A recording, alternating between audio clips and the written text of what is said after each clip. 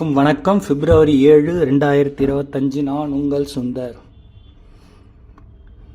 மார்க்கெட்டில் 2 விதமான குணாதிசயங்கள் மேலோங்கி நிற்கும்.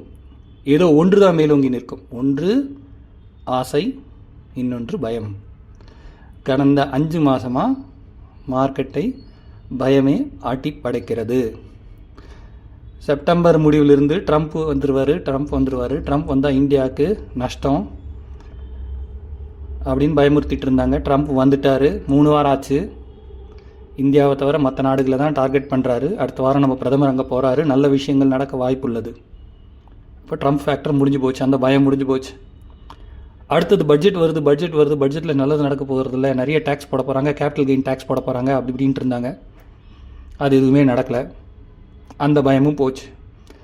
அடுத்த பயம், ஆர்பிஐ வட்டி விகிதத்தை குறையாது, அதே மாதிரி தான் வட்டி வச்சுருப்பாங்க அப்படின்னாங்க. இன்றைக்கி ஆர்பிஐ வட்டி விகிதத்தை குறைச்சிடுச்சு. அடுத்தது டெல்லி எலெக்ஷன் கொண்டு வந்திருக்காங்க.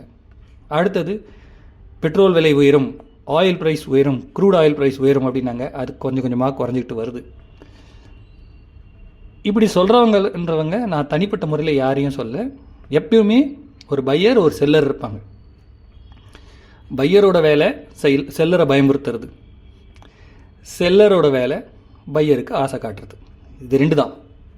ஸோ இங்கே யாரெல்லாம் பையராக இருக்காங்களோ செல்லருக்கு பயத்தை காட்டிகிட்டு இருக்காங்க. பயப்படுற செல்லர் விற்றுட்டு போயிடுறாங்க. இதுதான் பேசிஸ். அதனால் எந்த தனிப்பட்ட மனிதர்களையோ நிறுவனத்தையோ துறையையோ நான் இங்கே குறிப்பிடல. பேசிக்கலி பையர் அண்ட் செல்லரோட மைண்ட் செட்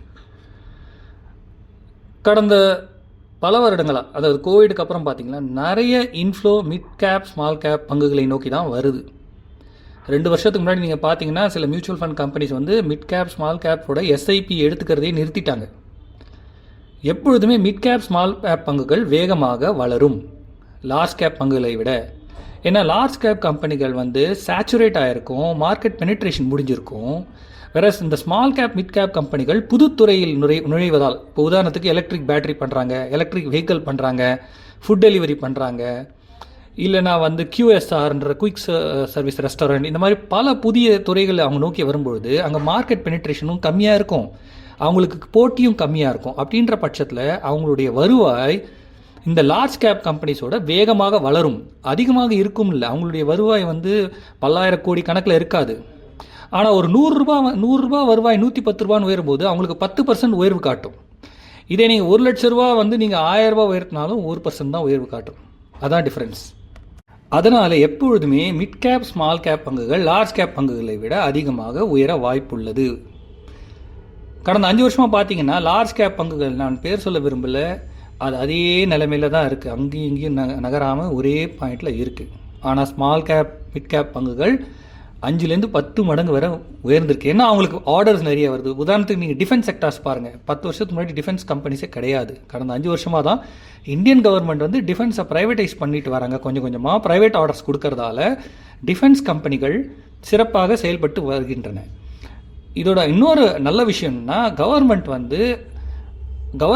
வாங்குகிற பொருட்களுக்கு உடனடியாக பணத்தை கம்பெனிகளுக்கு கொடுத்துட்றாங்க. 45லேருந்து 60 நாளுக்குள்ளே சில கம்பெனிகளுக்கு அவங்க டெலிவர் பண்ணுற ப்ராடக்ட்ஸுக்கு பணம் சேர்ந்துடுது.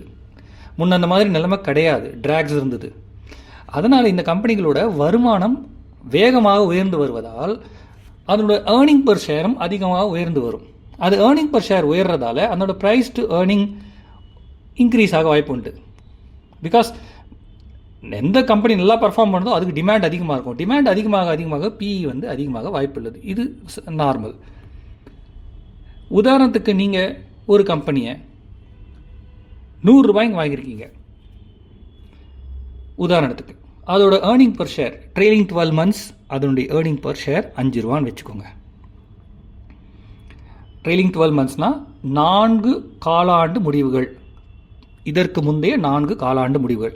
இப்போ இந்த டிசம்பர் 2024 முடிவு வர்றதுக்கு முன்னாடி டிசம்பர் 2023, மார்ச் 2024, ஜூன் 2024, செப்டம்பர் 2024, இது 4ஓட கூட்டுத்தொகை ஏர்னிங் பர் ஷேர் கூட்டுத்தொகையை trailing 12 months earning per share நம்ம உதாரணத்தில் 100 ரூபாய்க்கு நம்ம வாங்கின பங்கோட trailing 12 months earning per share 5 ரூபான்னு வச்சுக்கோங்க. இப்போ உங்கள் பங்கு மார்க்கெட் சரிவில் அதுவும் சரிஞ்சு 75 ரூபாய்க்கு வந்திருக்குன்னு வைங்க. உங்களுக்கு ஒரு 25 ரூபா உங்களுடைய முதலீடு கம்மியாக இருக்குது. நஷ்டம் இல்லை, நீங்கள் விற்றாதான் நஷ்டம். உங்களுடைய முதலீடு 25 ரூபா, அதாவது 25% கம்மியாக இருக்குது. நீங்கள் வாங்கும்போது PE 20, 100 ரூபா நீங்கள் வாங்கும்போது 5 ரூபா ஏர்னிங் பர் ஷேரில் PE 20 வாங்கியிருப்பீங்க. இப்போ அது 75 ரூபா ஆனதால் ஏர்னிங் பர் ஷேர் அதே 5 ரூபா தான் இருக்க போகுது. ஆனால் உங்கள் PE குறைய வாய்ப்பு உள்ளது, 15 ஆயிருக்கும். ஏன்னா 15 × 5 75. ஸோ PE குறைஞ்சிருக்கு, 15 குறைஞ்சிருக்கு. சரி, உங்ககிட்ட வாங்குறவங்க உங்களுக்கு ஒரு பயத்தை காட்டி இதோட PE வந்து இதுக்கு மேலே உயராதுப்பா, இது கிழியும் போகாதுப்பா, இந்த 15 தான்ப்பா இருக்கும் அப்படின்னா நம்ம மைண்ட் செட் ஒன்று என்ன ஆகும், ஐயோ இப்போ இது 75 ரூபாயிலே இருக்கும் போல இருக்குது, அதனால் நம்ம விற்றுட்டு வெளியே போயிடலான்னு நம்ம இந்த 25 ரூபா நஷ்டத்தை சந்திக்க தயாராக இருப்போம்.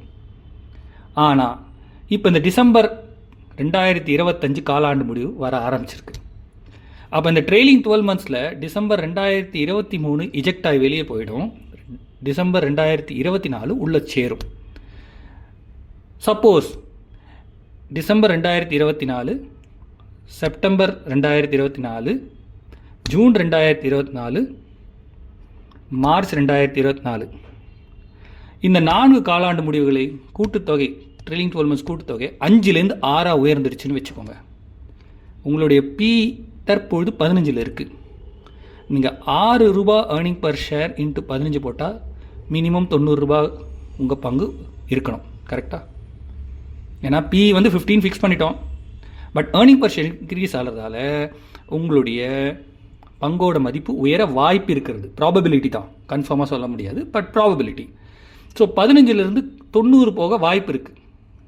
இதன் மூலம் நம்மளுக்கு என்ன தெரியுதுன்னா, கம்பெனியோட ஏர்னிங் பர் ஷேர் இன்க்ரீஸ் ஆக உங்கள் PE விழும் பட்சத்தில் மார்க்கெட்டில் நடக்கும் அப்ஸ் அண்ட் டவுன்ஸ், வாலிட்டிலிட்டியை உங்கள் கம்பெனியோட earning per share will sustain. அவங்க PE குறைச்சி வர விற்க PE குறைஞ்சிட்டே வந்தாலும் உங்களுடைய ஏர்னிங் பர் ஷேர் இன்க்ரீஸ் ஆக நீங்கள் PE மல்டிபிளோட போடும்பொழுது உங்கள் பங்கோட மதிப்பு உயர வாய்ப்புள்ளது. அதனால் நீங்கள் ஒரு பங்கை வாங்கும்பொழுது அந்த பங்கை நன்றாக ஆலோசனை பண்ணி வாங்குங்க. இவர் சொன்னார், அவர் சொன்னார், இந்த நியூஸ் அந்த நியூஸ்லாம் பார்க்காம ஒரு பங்கை நீங்கள் வந்து ஒரு ஃபினான்ஷியல் அனலிஸ்ட்டை கன்சல்ட் பண்ணி வாங்கின பிறகு அந்த கம்பெனியோட வெப்சைட்டுக்கு போய் அந்த கம்பெனியோட CEO என்ன சொல்கிறாங்க, மேனேஜர்ஸ் என்ன சொல்கிறாங்க, அந்த கம்பெனியோட கான்ஃபரன்ஸ் எல்லாமே அந்த கம்பெனி வெப்சைட்டில் இருக்கும். செபி கைட்லைன்ஸ் படி கண்டிப்பாக இருக்க வேண்டும். அவங்க கம்பெனி வெப்சைட் போனீங்கன்னா அங்கே இன்வெஸ்டர்ஸ்னு ஒரு மெனு இருக்கும். அந்த மெனுக்குள்ளே நீங்கள் போனீங்கன்னா அந்த கம்பெனி பற்றின மொத்த டீட்டெயில்ஸ் அங்கே இருக்கும். அதை படித்து தெரிஞ்சுக்கிட்டாலே உங்களுக்கு சிறந்த ஒரு புரிதல் வந்துடும் அந்த கம்பெனியை பற்றி.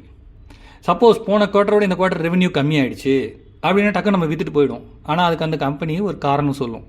அந்த காரணம் நியாயமாக இருக்கும் பட்சத்தில் அந்த காரணத்தை நீங்கள் உங்களுடைய ஃபினான்ஷியல் அனலிஸ்ட் கிட்ட சொல்லி இது நியாயமான காரணமான்னு கேட்டிங்கன்னா அவர் ஆமான்னு சொல்லும் பட்சத்தில் நீங்கள் அந்த பங்குகளை வைத்துக்கொள்ளலாம். ஸோ மற்றவங்க சொல்கிறாங்க இவங்க சொல்கிறாங்கன்னு கேட்காம please listen to the companies words. கம்பெனியோட பர்ஃபார்மன்ஸை பாருங்கள், ஸ்டே இன்வெஸ்டட். இந்திய மார்க்கெட் மிகச் சிறப்பான எதிர்காலத்தை நோக்கி சென்று கொண்டிருக்கிறது. நன்றி. ஜெய்ஹிந்த்.